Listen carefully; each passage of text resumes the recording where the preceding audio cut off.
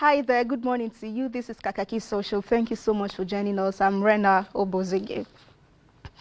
Reactions are trailing the President Bola Ahmed Tinubu's appointment of the first batch of his special advisors. There are 8 out of the 20 approved by the Ninth Senate before they left office last month. This month rather. Of the 8 are 2 women who would be advising the president on energy and health. That's Obozeghie and Salma Ibrahim. Dele Alake, communications and strategy. Yahu Darazu, special advisor on political and intergovernmental affairs. Wale Edun, monetary policies. Zakios Adedeji, revenue. Pioneer EFCC chairman Nuhu Ribadu on security. John Ugochukwu Uwajumogu would be serving as a special advisor to the President Tinubu on industry, trade and investment. Subsequently, the names of the remaining 12 advisors will be disclosed. So let's see how this happened on the space of social media yesterday. Aziz Adams is saying, good job. I love how every major tribe is well represented. I also like that the list is made up of technocrats and not politicians and quasi-politicians. Kudos, Mr. President. Truth 123 says, I see the game this man is playing. Special advisors, technocrat, while ministers are politicians. Decision making will be coming from technocrat, while ministers will be figurehead. Tinubu Obozeghie. Then for GS Batunde attaching the advisor on energy, it says, meet the special advisor to the president on energy, Mrs. Olu. I told people during campaign that no one values youth more than Jagaban.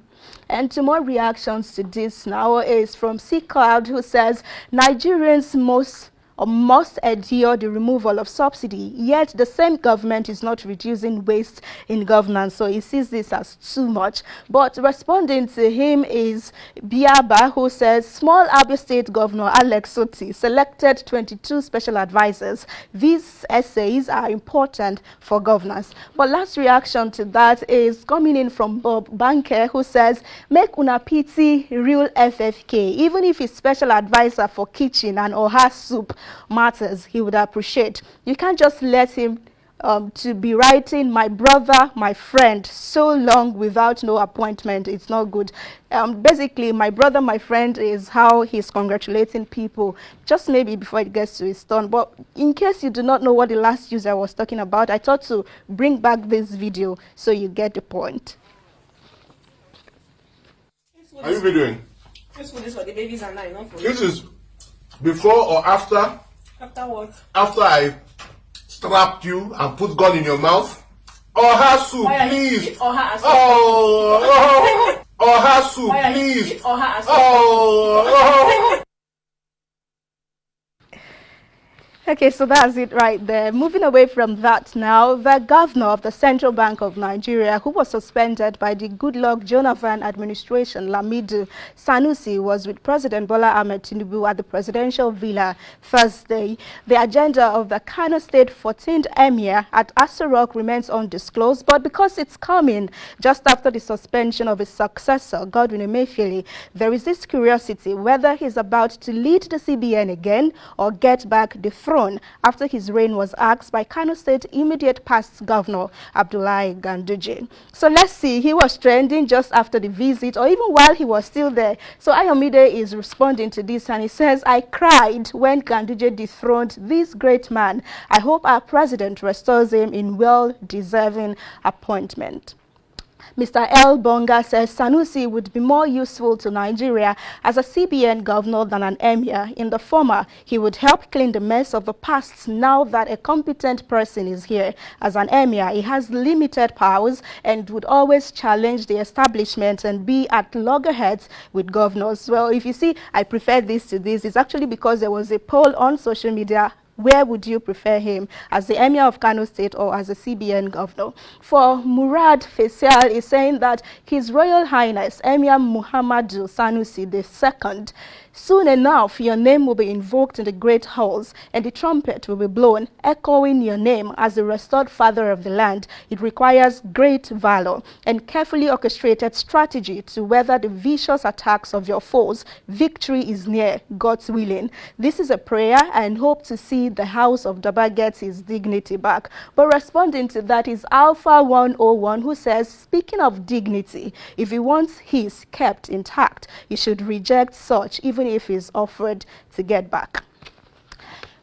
Moving away from that now, some netizens have dared the president, Bola Ahmed Tinubu, to continue on his sacking spree and extend his gesture this time to the chairman of the Independent National Electoral Commission, Yakubu Mahmood. Now, since after the suspension of the CBN governor, Godwin Emefiele, and that of the EFCC boss, Abdul Rashid Bawa, social media users have been making their own list of who should be suspended, arrested, and investigated for abuse of office, and Mahmood has been topping the list so far. Also, a senior advocate of Nigeria who has also served in the capacity of the president of the Nigeria Bar Association, Olisa Agbakoba, has lent his voice to the call. He's demanding that INEC Boss is shown the door to ensure nothing hinders the electoral reform in Nigeria. Partly what he said is this, that as we await rulings from the court, massive reforms of the electoral framework ought to begin, but this means that INEC chairman will have to leave office by resignation or removal. Otherwise, the reform task will be impeded. I add very quickly that he suggested the reforms have nothing to do with the merits of election result at all. Now, over to some reaction from Ben, is saying that Agbakoba saying Tinubu should sack Mahmood Yakubu. Not possible. Yakubu gave Tinubu presidency on a platter of gold. It is payback time for Yakubu. Tinubu should increase the salary of Yakubu for his selfless service. Well, Doc Regor says Tinubu will not sack INEC chairman Mahmood Yakubu, who is a criminal that helped him steal and manipulate the February 25, 2023 election. Even more so, as the tribunal is still in process, he dare not provoke Mahmood, the thief, Yakubu, to confess of their criminality. Omoikiti is tweeting to this one. He says, for those of you calling for the sack of INEC chairman, would sacking him settle the case at tribunal? If Tinubu sacked Mahmood Yakubu and puts his own person or a Yoruba, would you also say what you are saying? Don't forget, he currently has the power to sack and appoint INEC chairman. Then for this user, it says INEC itself, as the commission, is supposed to be chilling in Kuje prison before we deal with the officials. And to another story now. While he's still at the middle of proving his NYSC certificate is authentic, even though the scheme has certified it fake, it's looking like the governor of Enugu State, Peter Umba, would have another case to answer soon. This is because the All Progressives Congress, APC, is alleging that Umba's WAEC result was also forged. They've written to the Lagos State Commissioner of Police to investigate the genuineness of the certificate because, among other things, a closer look at it shows that the school he wrote the exam in Apapa, Lagos isn't specified on the certificate. Then the center he sat for the examination isn't there as well, and that the opening, according to the lawsuit against him, it says the opening wordings on the said certificate is different. First, this is to certify that Umba Peter Undubuisi sat the examination for the senior school certificate at the following center, Apapa, and obtained the result shown below. Now, this is what is on the certificate. We may have to go back to that. Thank you.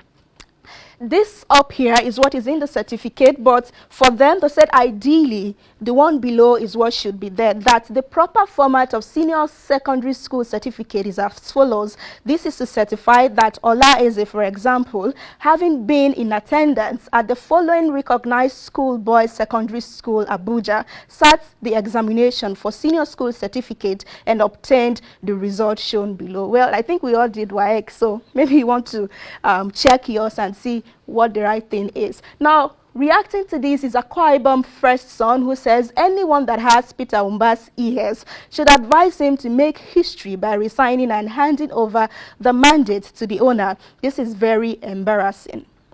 For landlord, he says, if verified as true that he forged his certificate, then we need to go all out to verify every single document he submitted, including his law degree. Engineer Kingsley says, oh, Peter Awumba forged WAEC certificate, forged NYSC certificate. What else did he forge? And he wants to be called His Excellency. PIED says it's ironic how they know everyone else's certificates are forged, but their members. That's definitely getting back at APC, who says the certificate is forged. Now, if you are wondering why Lagos State's Commissioner of Police instead of Enugu, the said examination was written in Lagos State by Peter Awumba in 1994.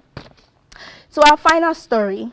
Nollywood actor and Nigeria's tallest man, as is fondly called, Afiz Aguru, has passed at the age of 48. He announced a successful hip surgery in May, just last month, after soliciting 5 million naira from the public for chronic hip arthritis treatment. Well, sadly, he developed complications afterward that he did not survive. Aguru was previously recognized as the tallest man in Nigeria. However, at 7 feet 5 inches, he stood shorter than 7 feet 11 inches Abiodun Adegoke, who is likely the tallest man in Nigeria.